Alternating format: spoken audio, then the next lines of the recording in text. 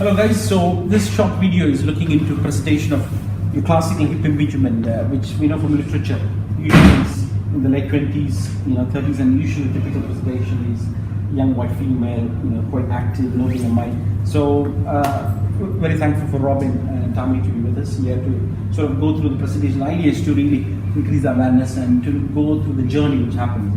And at Harley Street, myself and Glenn, we see a lot of this particular presentation. So Tammy, tell me, when you realized your hip was a problem, what were your symptoms? It started about a year and a half ago when I took up cycling. It started off as, it felt like muscular pain, quadratus area and glute. It never went below my hip and it never actually went into my groin. It came mostly with sitting, and it wasn't part of the activity. Like, I could cycle for hours at end without feeling it, but as soon as I got into the shower afterwards and sat down, I would feel it.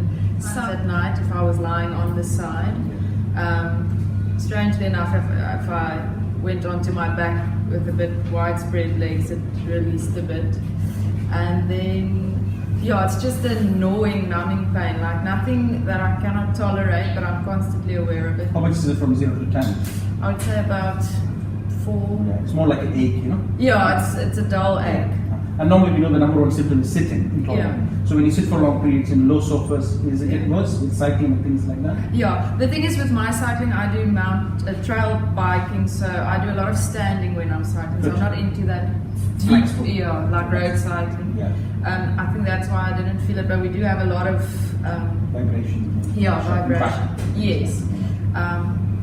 But mostly after activity sitting, so I thought it was mostly just inflammatory, some form of inflammation, either coming from the back or I initially thought it was back because I had a bit of stabbing in my lumbus area. That didn't refer down my glute, it just went into my glute area, but when I sneezed or when I coughed, sometimes my knees would cave, and I had trouble actually picking up like laundry baskets. If I had to come back into extension, I had to support onto something to kind of lift it up. Yeah. Now, how about you, Robin? What's your presentation like when you? Sure. So I've had it for quite a few years, probably about 10 years, but on and off. And I always remembered it would be if I sat for long, sitting in the car. That was the worst. Sitting in lectures, also like a numbing pain, but more in my glutes. And does it come in the front sometimes? Sometimes, but it's mostly at the kind of feels like it goes round and then up into my groin the other way. Yeah.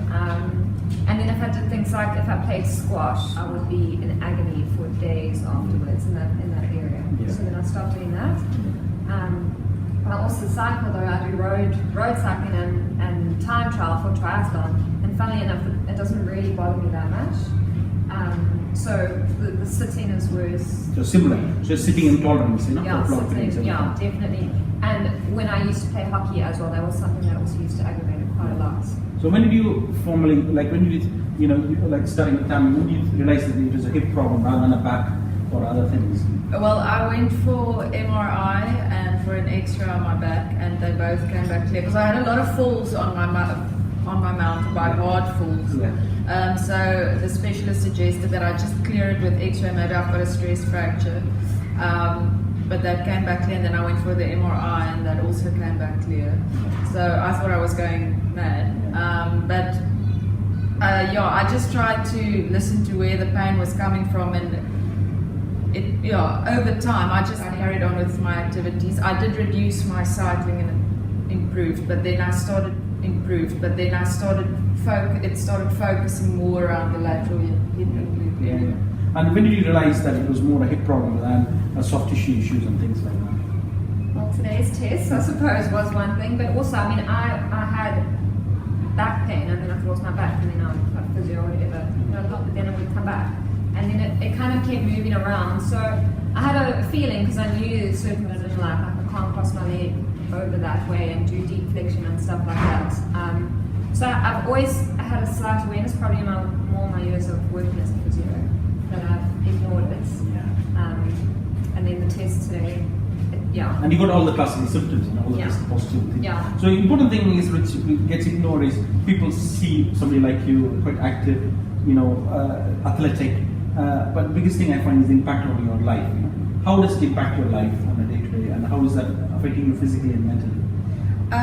Well, when it was at its worst, ADLs was starting to be a struggle. Even just working with patients as a physio, I could barely see 5 patients, lower back where I had to use a lot of force, and I would be out for the rest of the day. So severe implications. Yeah, and just exercise. I mean, exercise is my form of stress release, and I had to kind of not give up on it, but I had to down the frequency. Yeah, the frequency a lot. And because initially I just did a lot of strengthening. I thought, well, physio, let's strengthen up, and that's when I also realized the deep squats were a problem. Yeah. The exercises that I like, I can't do. So I can't exercise and I can't work properly. And I can't do my husband's laundry. So it's a lot of personal, physical things. Yeah. And how about you, Robin? How has it affected you? Yeah, I would also say with work, there were times when my leg was just too sore to stand on. So I find myself so uncomfortable that I'm struggling to focus on what my patient's telling me. It's night time's generally the worst time, so it then affects my sleep patterns. And then as it's kind of gotten worse, I've backed off of the things that I love as well, the cycling and the running and the trail running and stuff. That does seem to irritate it at times, so I've had to back off. And then I'm grumpy. So you must have seen other professionals. Have you had any conflicting, diagnosis or anything over the years or anything like that? Yeah, I mean, they thought it was piriformis syndrome. Been treated for that or anything. Even had an ultrasound to check the actual muscle, but there was nothing wrong with it.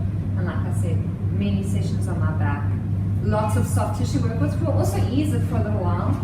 But then it just comes straight back. It's a common thing. You have a short-term temporary effect, but then usually we find back pain, SIJ, piriformis, glute tendinopathy. So it's a long weekend on that. So I think it's great. Like you guys, share us, but I think the next stage, I guess, for you is to getting that formal, consultation with a specialist, looking at the X-ray, that official diagnosis, and prepare from your own choice. So I think as therapists is being more aware of picking up much early and to guide it to the right professional. So that's the key aim of that. So really thank you guys for taking the time, and hopefully it'll give you a bit more idea to what to do in the future. And because as therapists we can be bad patients.